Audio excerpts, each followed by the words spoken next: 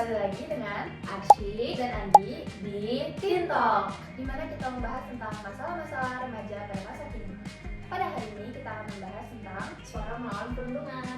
Nah, hari ini kita nggak cuma berdua aja nih, ya nggak? Betul, tuh kita punya dua bintang tamu spesial. Nah, yang pertama kalian pasti tahu karena dia adalah artis cilik yang kemarin sempat ikut Indonesian Idol pada tahun 2023.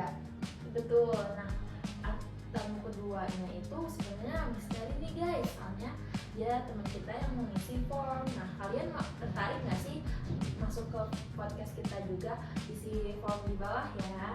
Oke, sekarang langsung kita panggil mereka. Jadi ini adalah dua bintang tamu spesial kita. Yang pertama, halo semua, aku Aura, aku pemenang Indonesian Idol Junior 2023. Hai Aura. Selanjutnya kita ada bintang tamu yang kedua, yaitu siapa Tundi.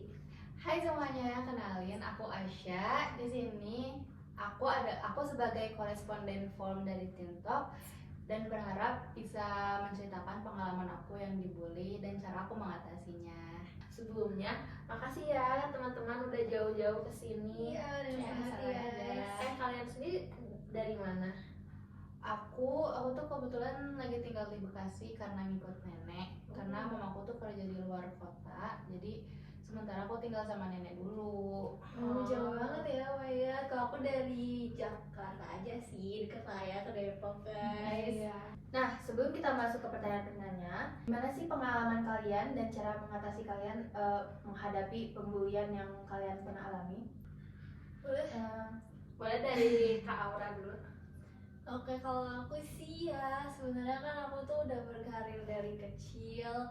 Aku udah tahu lah, kayak udah banyak bertemu dengan sosial media.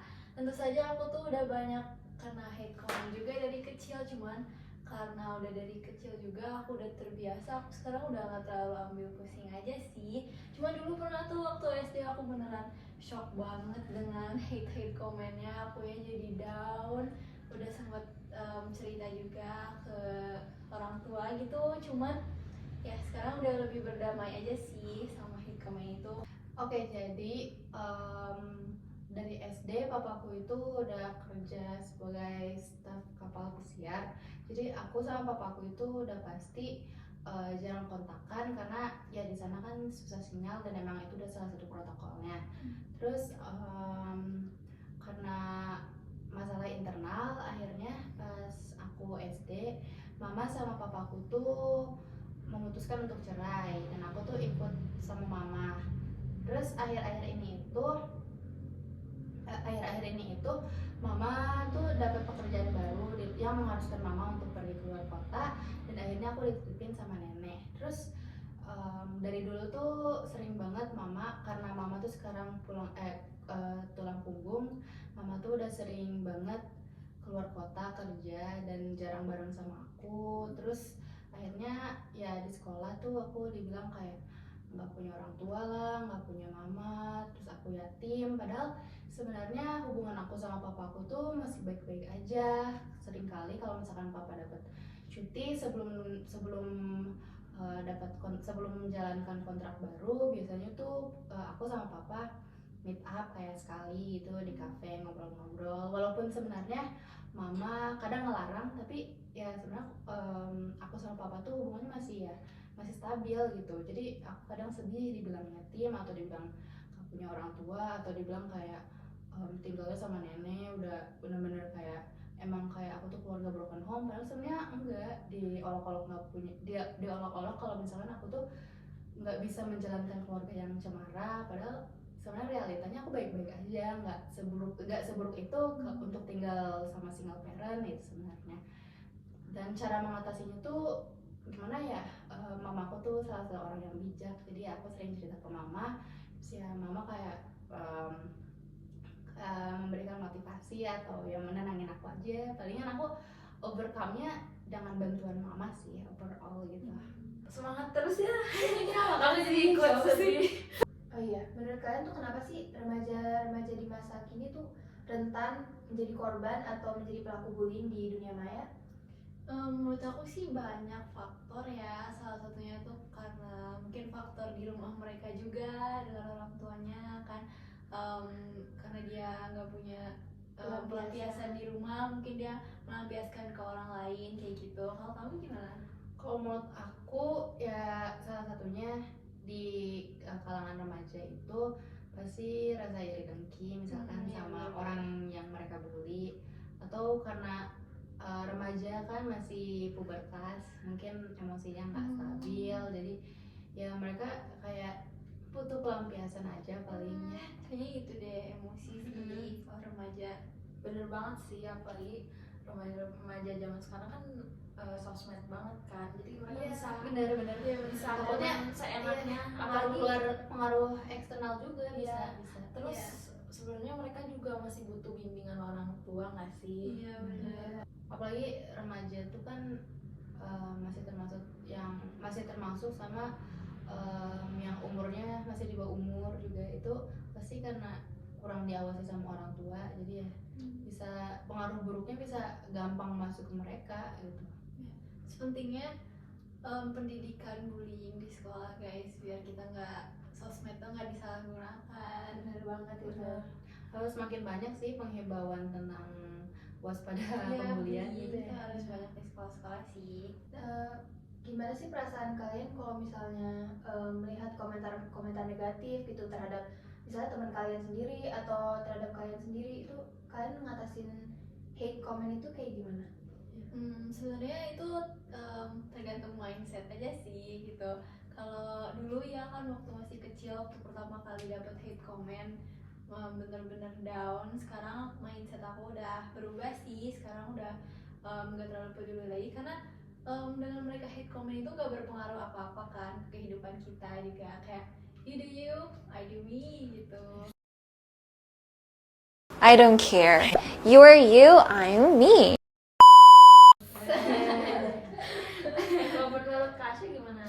Kalau aku sendiri pastinya ya sedih, tapi sebelumnya aku udah bilang kalau misalkan aku tuh dibantu mama buat mengatasi itu, jadi kayak ya aku lupain aja sih sebenarnya, nggak penting-penting amat, soalnya apa ya, nggak peduli banget juga sih, karena apa yang mereka katakan itu tuh karena choice mereka gitu, mereka nggak tahu kita kayak gimana, kita nggak tahu mereka kayak gimana, jadi ya udah sih terserah mereka deh mau ngapain kan. Terus buang-buang waktu juga nggak sih? Iya, buang-buang mereka ya. tuh. Dan juga nggak ada hasil buat mereka ya juga. Ya udah gitu. Terus yang paling penting, buat apa kita hidup tapi malah ngejelek-jelekin orang lain? Ya udah, kita hidup sesuai apa yang kita mau, kita hidup sesuai apa tujuan apa yang mau kita tuju. Soalnya ya kembali lagi ntar kita kembali lagi ke Tuhan, jadi ya pastinya nggak diri guna. masing-masing. Iya benar. Nggak ada keuntungannya juga ya buat hate Iya. comment itu. Kalian belajar nih ya dari mereka. Tapi Ganti mindset kalian guys. benar-benar. Tapi kalian sendiri pernah nggak sih, kan kita dari tadi ngomongin hate comment kayak diomongin jelek gitu. Tapi kalian sendiri pernah nggak kayak bullying secara fisik gitu? Ngalamin? Jujur kalau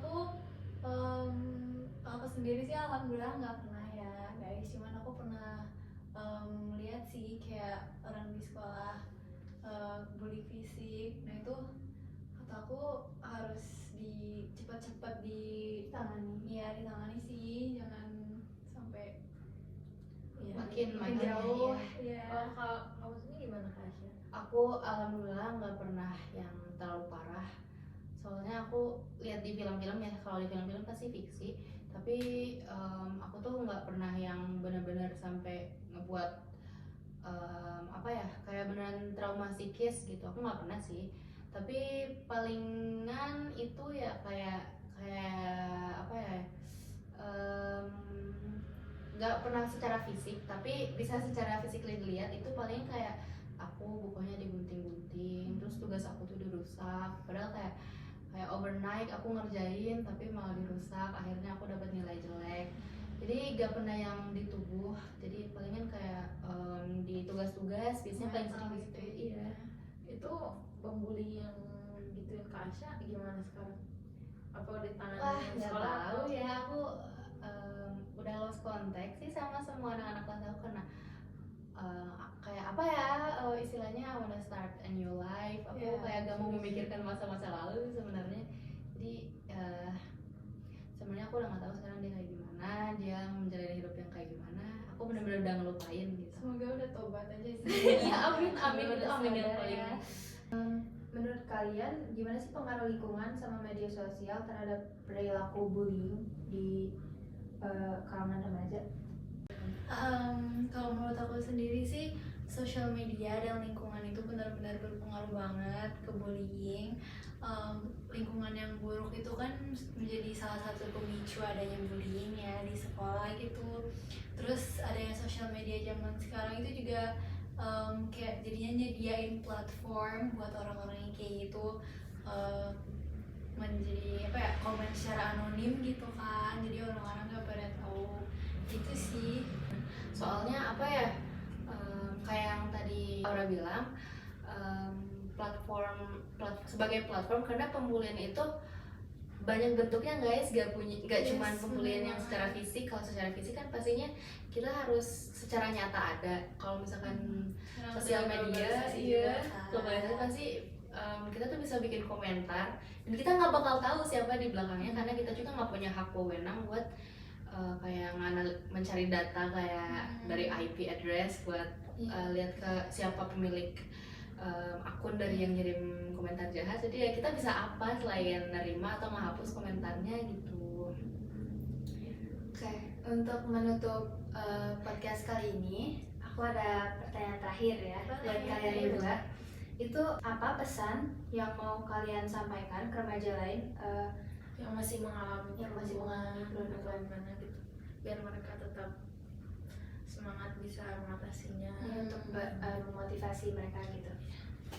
Dari aku sendiri, singkat aja, moms know the best. Karena aku sendiri apa ya, pasti ada apa-apa pasti selalu cerita ke mama. Karena apa ya, cuman mama, aku ngerasa cuman mama yang bisa ngebantu aku buat bangkit lagi. Cuman mama yang bisa ngerti. Padahal aku yakin mama pasti, dan nauzubillah, mama pasti dulu nggak mungkin bisa ngerasain yang kayak gini.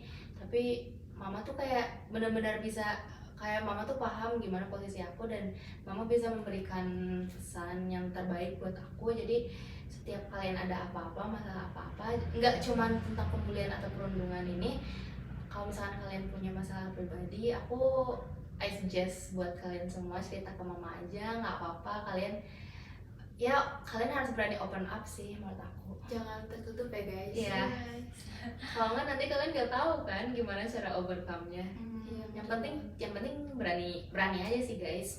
Mau berani cerita, mau berani ngelawan, nggak apa-apa.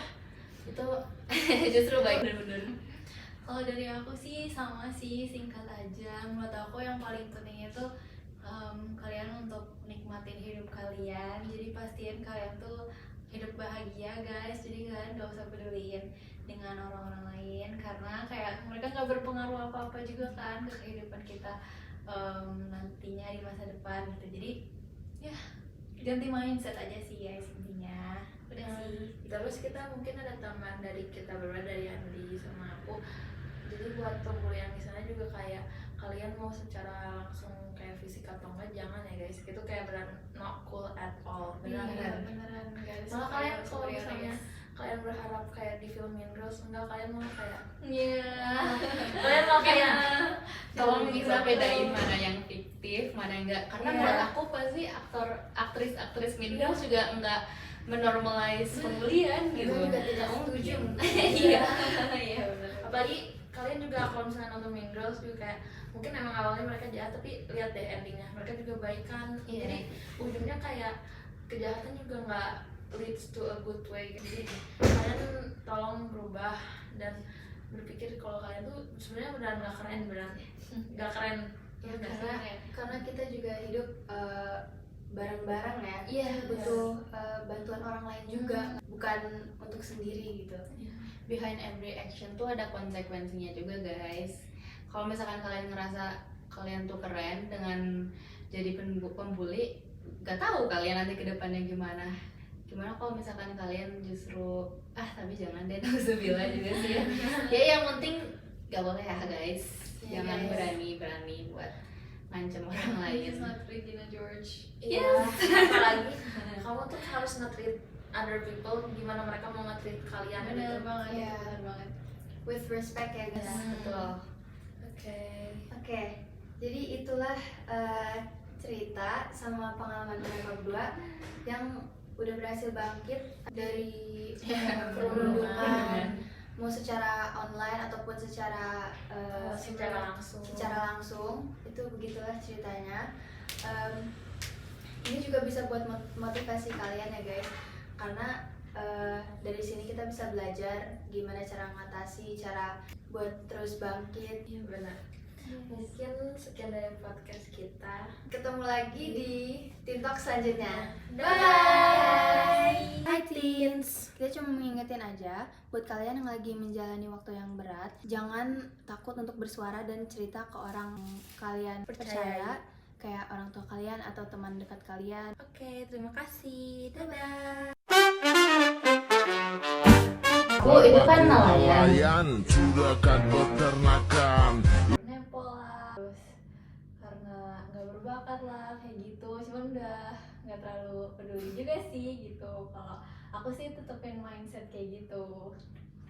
Aduh, sedih banget ya kayak gitu. Biasanya haters tuh nggak tahu aslinya. Padahal Iya suara nih. Kaura tuh bagus. Kan dulu. Saya sempat ikut Indonesian Idol dan menang. Dia menang ya.